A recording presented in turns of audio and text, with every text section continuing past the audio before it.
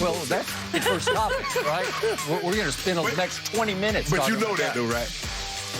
I don't know that. I just can't believe you mentioned the Lakers. I thought, Skip, you were going to be all in about your Cowboys because we finally had an episode that started with that guy, Jerry Jones. And that is where we begin the show. Last night's Hard Knocks took a good amount of time to focus on Jerry, from his history with the team and a drone tour of the new Star facility to arriving via helicopter to the Cowboys' first home preseason game and getting chants for Jerry from crowds.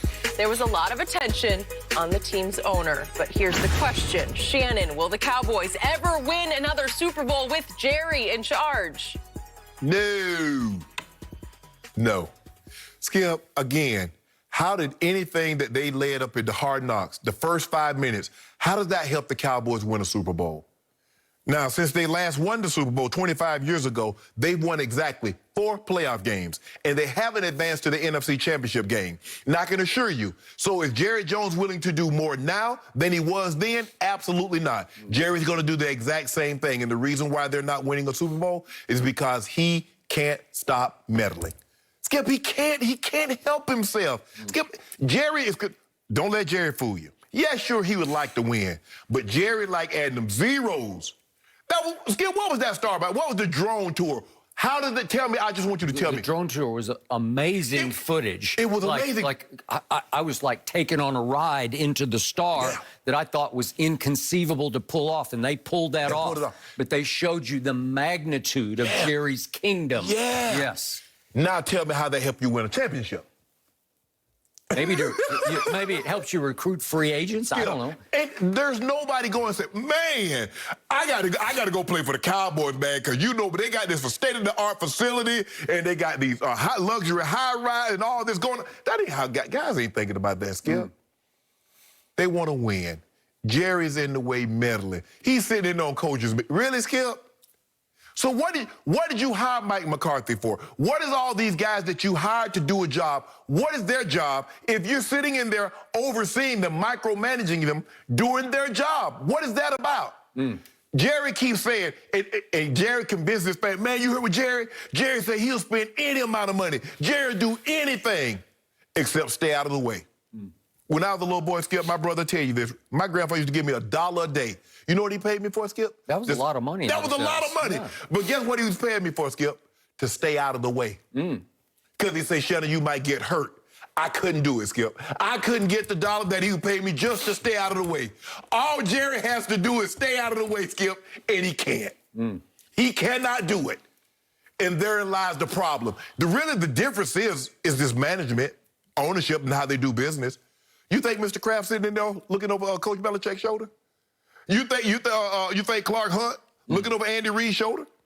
You think Steve Bisciotti, the owner of the Ravens, looking over John Harbaugh's shoulder? And Eric DeCosta? Absolutely not. He's like he tell you. Steve will tell you, I hired him to do a job. If I can't trust him to do a job, I need to get somebody else in that position. That's the only problem, Skip. You know it. And it hasn't been the same. They had an opportunity, and yeah, he got a little revisionist history. You know, he started thinking about it. You know, I probably should have put my ego aside and yada, yada, yada when Jim was going into the Hall of Fame. Yep. But you and I both know he don't mean that. He's only second-guessing himself because he thought he was going to have a boatload of it. I got 2,500 coaches can coach this team. And you won 1 Super Bowl. And you had all of those Hall of Famers in their absolute prime, and you only had 1 more Super Bowl to show for it. So, Skip, I don't believe they're going to win a championship. And unfortunately for you, you're going to have to deal with me until they do. We're just going to win the division. That's all we have. Okay, my turn. That'll count. I know Jerry Jones very well. I'll say it again. I spent literally hundreds of hours around him as I wrote my 3 books on the Dallas Cowboys. And yet, as I sat back watching Hard Knocks last night, watching Jerry reign over his kingdom, reign over the most valuable team in all of sports, including all these soccer/football teams all over the world. This is the most valuable Even the franchise. Yankees. Way over the Yankees. Jerry Jones, speaking of the Yankees, has become the most famous owner in the history of sports, and it ain't even close anymore. He has made us forget about George Steinbrenner, who once upon a time reigned over the New York Yankees, or Ted Turner, maybe before your time, reigning over Atlanta with because the Braves. He had his own TV network. See it? Yep. Yep. And yet Jerry was basking last night. Yeah. This is why he readily accepted, yeah, we'll do Hard Knocks, because he knew he was going to get one big vanity episode.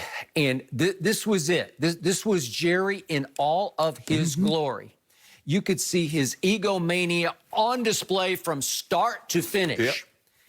So I was in awe of watching Jerry Jones, but I was also in mourning, because I do agree with your final conclusion. Your takeaway is it's just going to be so difficult for this franchise to overcome him as the still current owner and operator of the Cowboys, as the general manager, hands-on, running the football part of the franchise. Yep.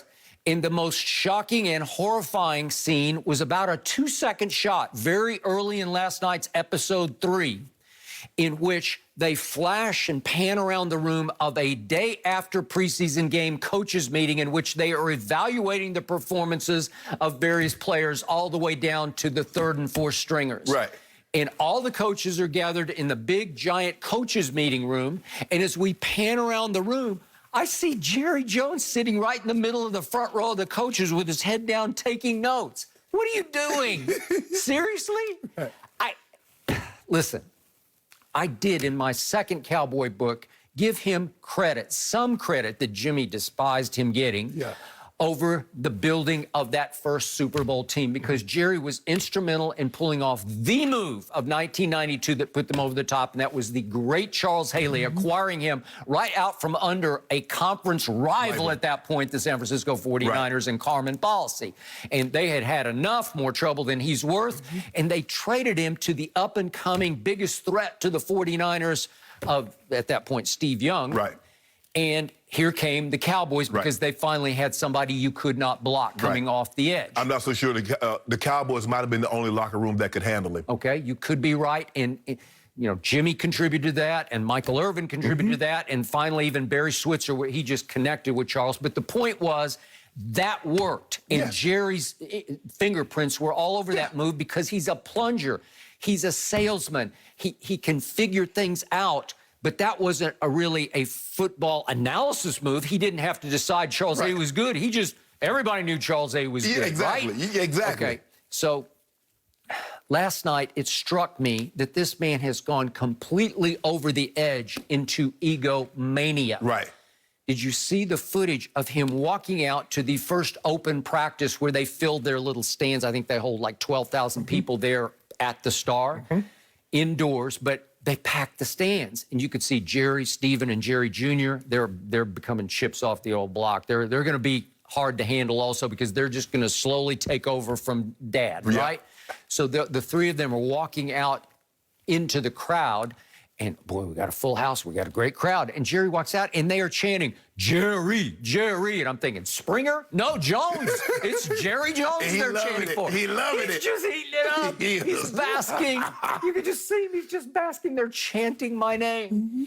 And it made me hark back to that moment that I first met him, that night in 1989, the Saturday Night Massacre, it was called, in Dallas, when Jerry somehow bought the Cowboys out from under far more deep-pocketed investors trying to buy the team at that point, in large part because the former owner, Bum Bright, decided to pick this interloper from Arkansas, this quote-unquote hick from the sticks, because the hick from the sticks wanted to fire Tom Landry, and Bum Bright did not like Tom Landry because he had cold-shouldered him the whole time that Bum had owned the team. Coach Landry was a god. Okay, well, he was a god, but he was a arm's length god. You don't come, he wouldn't even give him the time of day, Bum Bright told me for my book, at Christmas parties. Wouldn't acknowledge him. And Bum, when he first met him, tried to actually suggest a play that he might run in a game. No. That was the end of that deal, right? That was a no-no. Okay, so that's the Jerry Jones that I got to know early on. That was the Jerry who, the day he was allowed to buy the team, had to get on his private jet, fly from Dallas to Austin, Texas to find Tom Landry, who was on the 14th hole just playing golf at his country club in Austin, Texas, played at the University of Texas, obviously. They had to pull him off the golf course, and they came in, and he took him into the sales office of the addition that he lived in and sat him down because it was a Saturday and nobody was in there at the moment. And he sat him down and told him, Coach, I'm moving in a new direction with my guy, Jimmy Johnson. I played with him at the University of Arkansas, blah, blah, blah. And that was Jerry's, like, it was Christmas Eve for Jerry at the press conference that night while Dallas was in mourning over the loss of Tom Landry. Correct. So Jerry got off to a horrible start. And yet Jerry's never had any shame at all. No. Jerry just like, damn the torpedoes, I'm going forward. In fact, it reminds me a little bit of Giannis shooting air balls from the free throw line or from three. He'll shoot air balls and it just doesn't bother him a bit. He'll come right down and jack up another one. And maybe it'll go in and maybe he'll make 12 in a row. Yeah. That's Jerry.